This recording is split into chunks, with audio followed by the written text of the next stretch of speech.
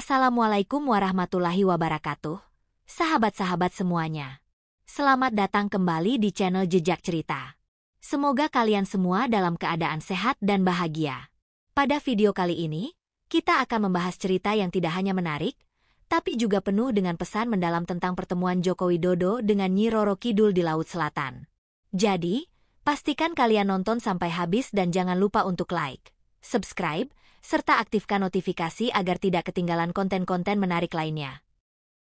Malam itu, Istana Merdeka diselimuti keheningan. Joko Widodo, Presiden Republik Indonesia, sedang menikmati waktu istirahat di tengah kesibukan kenegaraan.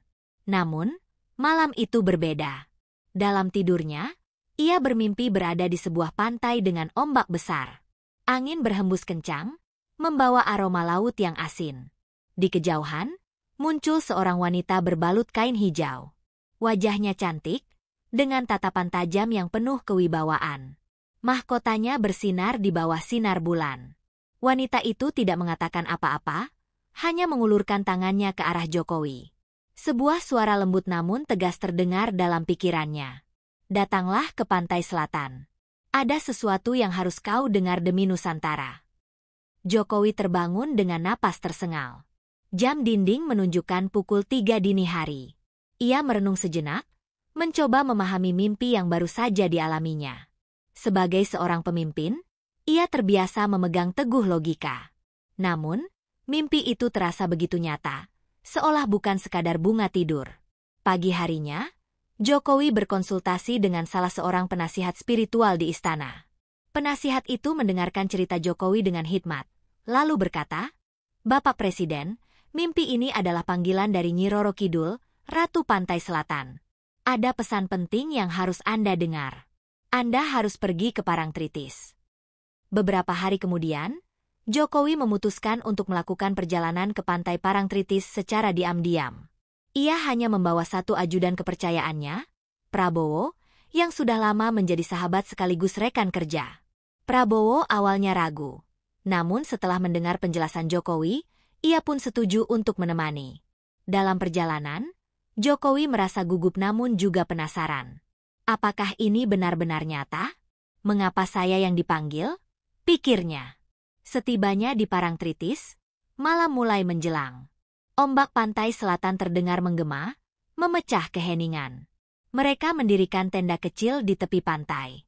Menurut arahan penasihat spiritual, Jokowi harus mengenakan kain hijau sebagai tanda penghormatan, dan ia harus menunggu hingga tengah malam. "Pak, apakah ini tidak berbahaya?" tanya Prabowo dengan nada khawatir. Jokowi tersenyum tipis. "Kita hanya menjalankan panggilan ini.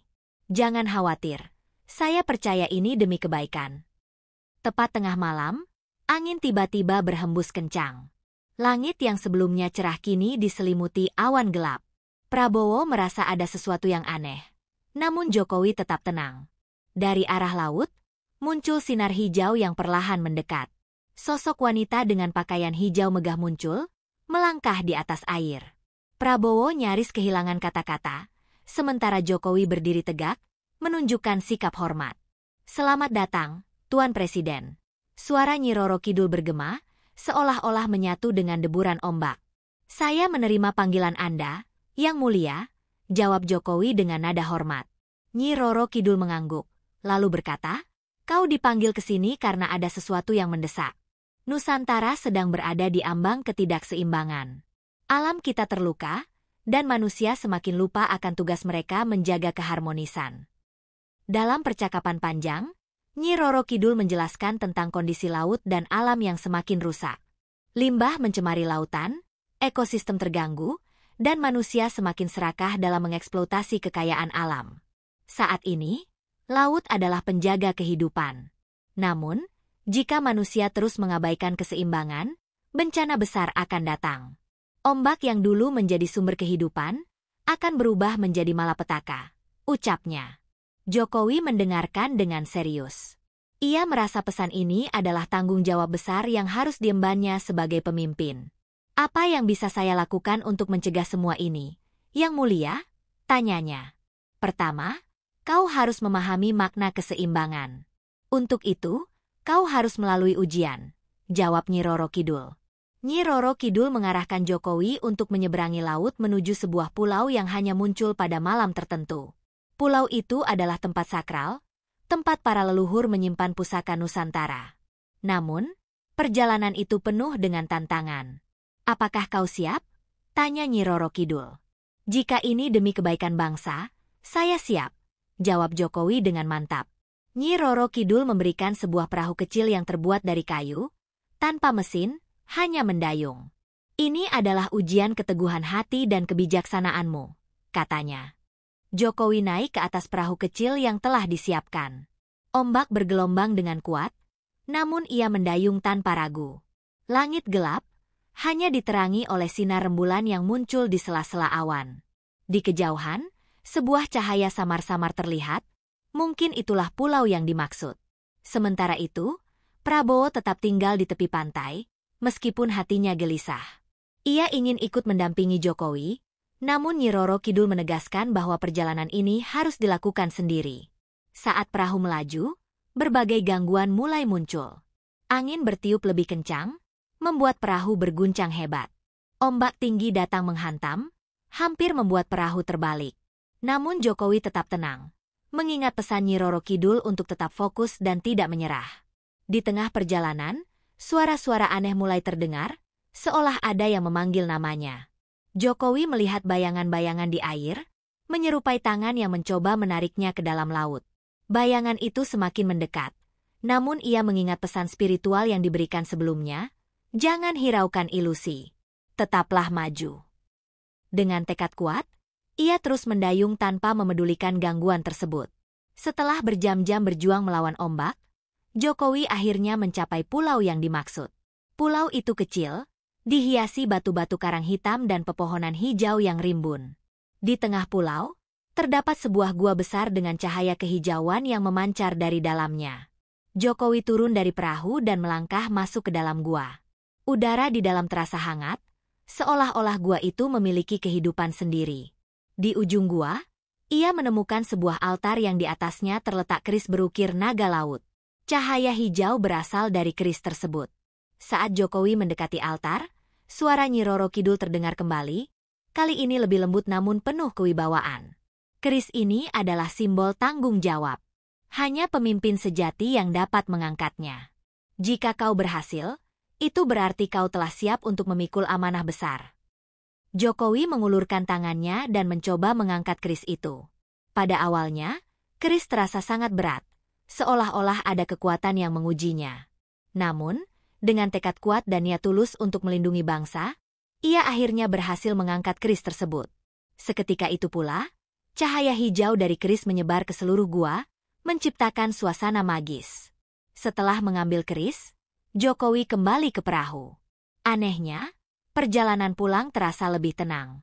Ombak yang sebelumnya ganas kini menjadi tenang, seolah-olah laut memberikan restunya.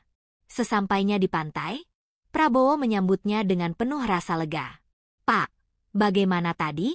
Apa yang terjadi?" tanyanya. Jokowi tersenyum tipis sambil menunjukkan keris di tangannya. "Ini bukan hanya keris, tapi juga amanah. Kita harus menjaga keseimbangan alam dan menghormati warisan leluhur kita." Nyi Roro Kidul muncul kembali dari deburan ombak. Kali ini, wajahnya tampak lebih tenang. "Kau telah membuktikan dirimu, Tuan Presiden. Ingatlah selalu bahwa kepemimpinan bukan hanya tentang kekuasaan, tetapi tentang melayani dan melindungi." Sebelum pergi, Nyi Roro Kidul memberikan pesan terakhir. "Jangan biarkan keserakahan menghancurkan negeri ini. Gunakan keris itu sebagai pengingat, bahwa setiap keputusan yang kau buat harus membawa harmoni, bukan kehancuran." Setelah kembali ke Jakarta, Jokowi menyimpan pengalaman tersebut dalam hati. Ia tidak pernah menceritakan detail pertemuan itu kepada siapapun, kecuali beberapa orang terdekat yang ia percayai. Namun, dampaknya terlihat jelas dalam kebijakan-kebijakan yang ia buat. Ia mulai menggagas program-program pelestarian lingkungan yang lebih tegas, termasuk perlindungan laut, pembersihan pantai dari limbah, dan pengelolaan sumber daya alam yang berkelanjutan. Selain itu, ia juga mendorong masyarakat untuk kembali menghormati budaya dan kearifan lokal. Dalam sebuah pidato di depan para pemimpin dunia, Jokowi berkata, laut bukan hanya sumber daya, tetapi juga penjaga kehidupan. Kita harus menjaganya dengan penuh rasa tanggung jawab. Tahun-tahun berlalu, dan amanah yang diterima Jokowi dari Nyi Roro Kidul terus menjadi panduan dalam setiap langkahnya. Keris berukir naga laut tetap disimpan dengan baik, menjadi pengingat akan pertemuan magis itu. Meskipun tidak ada yang mengetahui cerita di balik perubahan besar dalam kepemimpinannya, Jokowi merasa puas. Ia tahu bahwa ia telah menjalankan tugasnya tidak hanya sebagai seorang presiden, tetapi juga sebagai penjaga keseimbangan Nusantara. Di suatu malam, saat ia duduk di beranda istana, angin laut bertiup lembut. Dalam hati, ia merasa bahwa Nyi Roro Kidul tetap mengawasinya, memastikan bahwa pesan yang ia sampaikan akan terus hidup dalam setiap kebijakan yang dibuat untuk negeri ini. Sepulang dari pantai selatan, Jokowi tidak hanya diam dalam memahami pesan Nyi Roro Kidul. Ia menyadari bahwa menjaga keseimbangan Nusantara tidak bisa dilakukan sendiri. Maka, ia mulai mengundang para pemimpin adat dari seluruh penjuru negeri ke istana. Dalam sebuah pertemuan yang berlangsung tertutup, Jokowi memaparkan keprihatinannya atas kondisi alam Indonesia. Ia berbicara dengan nada serius namun penuh rasa hormat. Saya yakin bahwa leluhur kita meninggalkan warisan tak hanya berupa tanah dan laut, tetapi juga kebijaksanaan. Saya ingin mendengar dari para pemimpin adat tentang bagaimana menjaga keseimbangan ini, ujar Jokowi. Salah seorang tetua adat dari Kalimantan, seorang pria tua dengan rambut putih dan mata yang tajam, berdiri. Kami, para penjaga hutan, telah lama memperingatkan tentang bahaya eksploitasi. Namun suara kami seringkali kalah oleh mereka yang mengejar keuntungan. Jika benar Bapak Presiden ingin menjaga alam ini, maka mulailah dari menguatkan hukum untuk melindungi tanah dan hutan kami. Yang lain menambahkan, di laut, nelayan kecil kami juga terjepit oleh kapal-kapal besar yang mencuri ikan. Kalau Bapak ingin harmoni, laut juga harus adil. Jokowi mendengarkan dengan seksama, mencatat setiap masukan. Dalam hati, ia semakin yakin bahwa pesan Nyi Roro Kidul adalah panggilan untuk memperbaiki hubungan manusia dengan alam. Beberapa bulan setelah pertemuan itu, Jokowi mengumumkan serangkaian kebijakan baru. Ia memperkenalkan program perlindungan laut yang melarang kapal asing mencuri ikan di perairan Indonesia.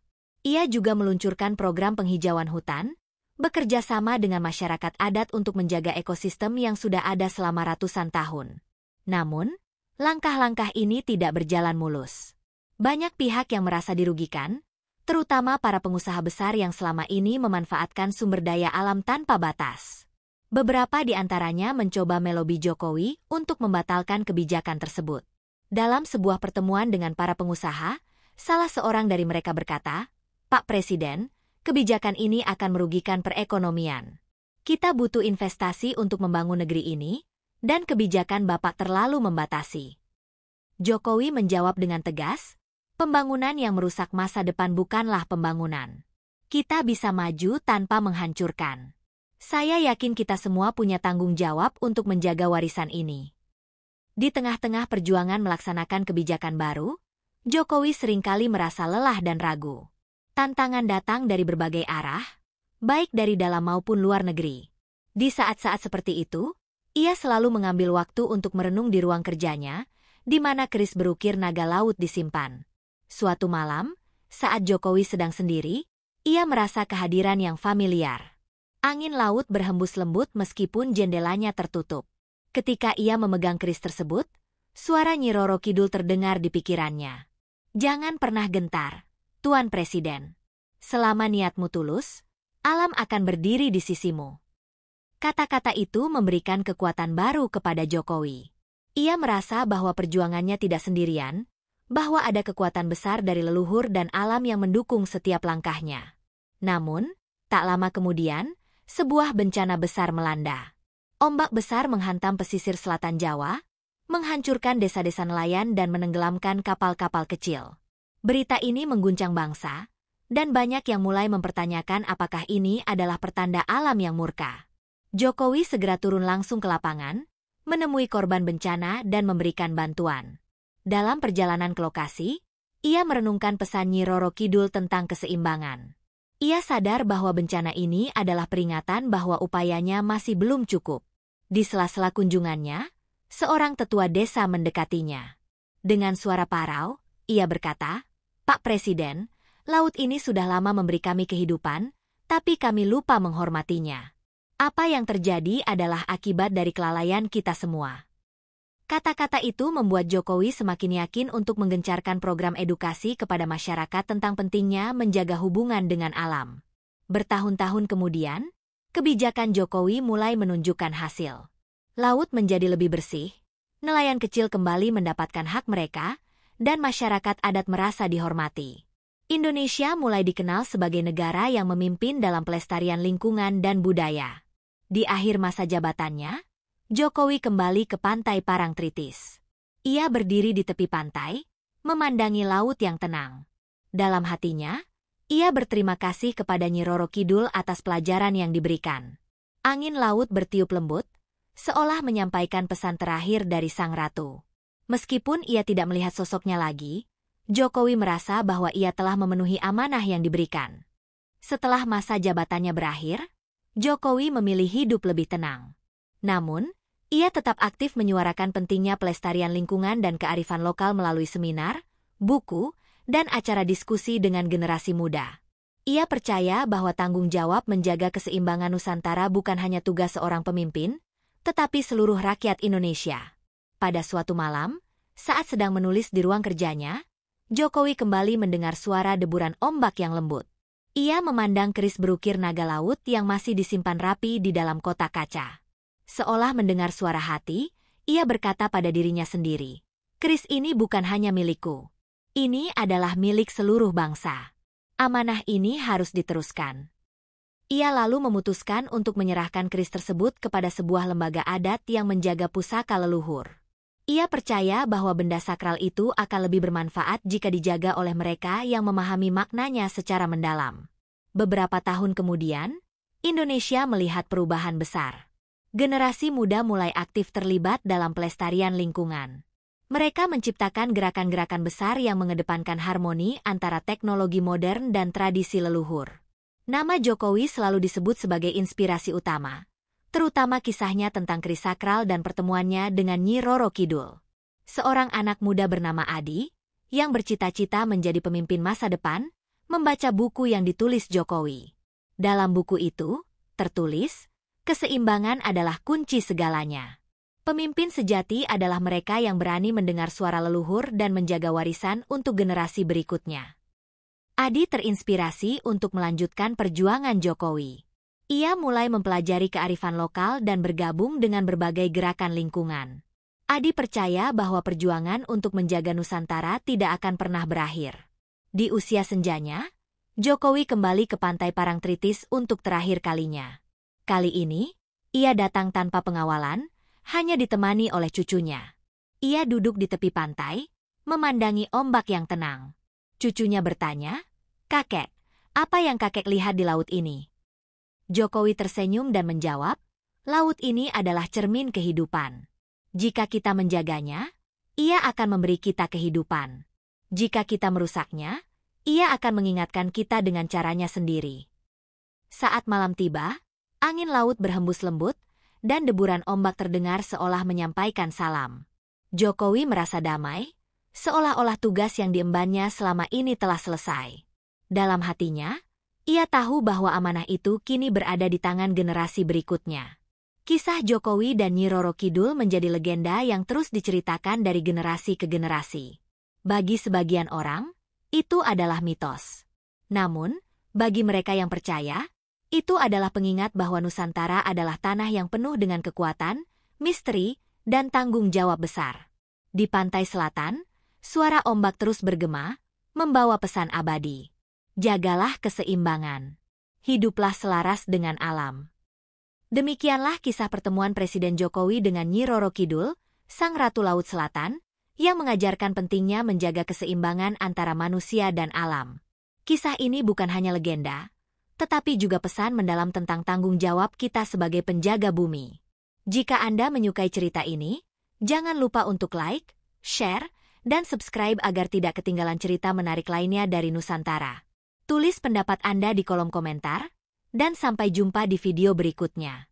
Tetap jaga harmoni, tetap cintai budaya, dan tetap bangga sebagai anak bangsa.